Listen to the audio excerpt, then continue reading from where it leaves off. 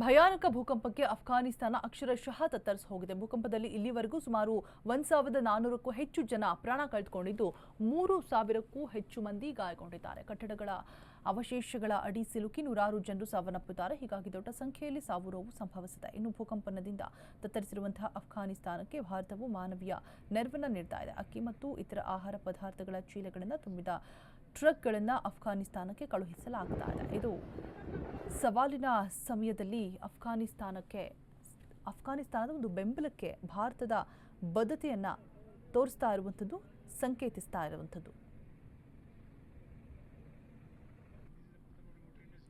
ಅಫ್ಘಾನಿಸ್ತಾನಕ್ಕೆ ರಫ್ತು ಮಾಡಲಾಗ್ತಾ ಇದೆ. ಎಷ್ಟೋ ಜನ ಪ್ರಾಣ ಕಳೆದುಕೊಂಡಿದ್ದಾರೆ, ಅವಶೇಷಗಳ ಅಡಿಯಲ್ಲಿ ಸಿಲುಕೊಂಡಿದ್ದಾರೆ. ಅಕ್ಷರಶಃ ತತ್ತರಿಸಿ ಹೋಗಿದೆ ಭೂಕಂಪನದಲ್ಲಿ. ಇಲ್ಲಿವರೆಗೆ ಸುಮಾರು 1400ಕ್ಕೂ ಹೆಚ್ಚು ಜನ ಪ್ರಾಣವನ್ನು ಕಳೆದುಕೊಂಡಿದ್ದಾರೆ. ಇದೀಗ ನಮ್ಮ ಭಾರತ ನೆರವಾಗ್ತಾ ಇದೆ. ಜನರು ಸಾವನ್ನಪ್ಪಿದ್ದಾರೆ. ಹೀಗಾಗಿ ದೊಡ್ಡ ಸಂಖ್ಯೆಯಲ್ಲಿ ಸಾವು ನೋವು ಸಂಭವಿಸಿರುವಂಥದ್ದು, 1000ಕ್ಕೂ ಹೆಚ್ಚು ಜನ. ಅಫ್ಘಾನಿಸ್ತಾನಕ್ಕೆ ನಮ್ಮ ಭಾರತ ಮಾನವೀಯ ನೆರವನ್ನು ನೀಡ್ತಾ ಇದೆ. ಅಕ್ಕಿ ಮತ್ತು ಇತರ ಆಹಾರ ಪದಾರ್ಥಗಳಿಂದ ಚೀಲಗಳನ್ನು ತುಂಬಿ ಟ್ರಕ್ಗಳನ್ನು ರವಾನೆ ಮಾಡ್ತಾ ಇದೆ.